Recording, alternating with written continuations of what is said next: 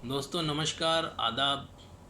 दुनिया की तारीख़ में ऐसा बहुत मुश्किल से मिलता है जब कोई शख्स इंसानी नस्ल को मुतासिर करता है। महात्मा गांधी, अब्राहम लिंकन, हमारे भारत रत्न पूर्व प्रधानमंत्री स्वर्गीय राजीव गांधी जी, जो हमारी पीढ़ियों को हमेशा मुतासिर करेंगे।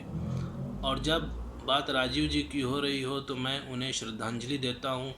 तुम्हें कहता है मुर्दा कौन, तुम जिंदों में ज़िंदा हो, तुम्हारी खूबियाँ ज़िंदा, तुम्हारी नेकियां बाकी। दोस्तों, हम सभी जानते हैं कि राजीव जी को आईटी सेक्टर, कम्युनिकेशन सेक्टर का फादर ऑफ रिवॉल्यूशन कहा जाता है। उन्हें डिजिटल इंडिया का आर्किटेक्ट भी कहा जाता है। दोस्तों, राजीव जी का कार्यकाल बतौर प्रधानमंत्री 1984 से 1989 तक रहा। इन 5 सालों में उन्होंने भारत को 21वीं सदी का नया भारत बनाने का सपना देखा और उसमें वो कामयाब भी हुए।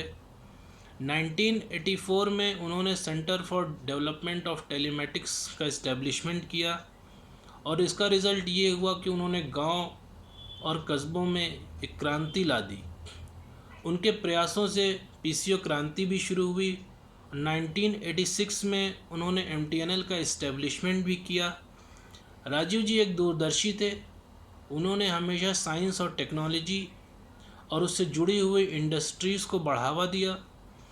उन्होंने कंप्यूटर, टेलीकम्युनिकेशन, एयरलाइंस, डिफेंस जैसी इन सेक्टर्स को मजबूत किया। उन्होंने उस पर इंपोर्ट ड्यूटी और टैक्सेस को कम किया। और राजीव जी के टाइम में ही रेलवे कंप्यूटराइज रिजर्वेशन शुरू हुआ और यहाँ से रेलवे का भी मॉडर्नाइजेशन शुरू हुआ। राजीव जी चाहते थे कि हमारा देश शिक्षा के क्षेत्र में आगे बढ़े। उन्होंने 1986 एजुकेशन पॉलिसी के तहत मॉडर्न एजुकेशन और हायर एजुकेशन को पूरे देश में एक्सपेंड किया।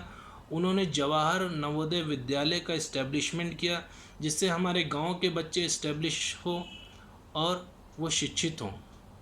राजीव जी एक युवा थे। उन्होंने हमेशा युवाओं को आगे किया।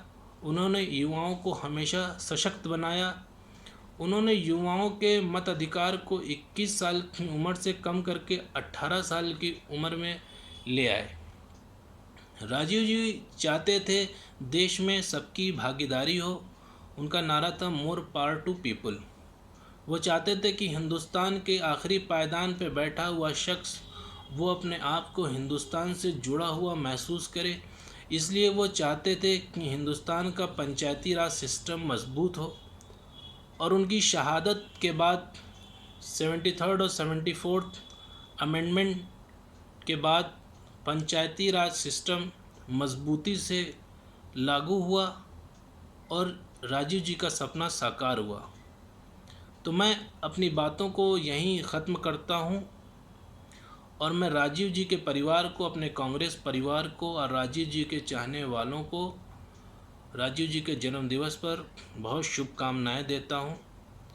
जय हिंद, जय कांग्रेस। राजीव जी अमर रहें।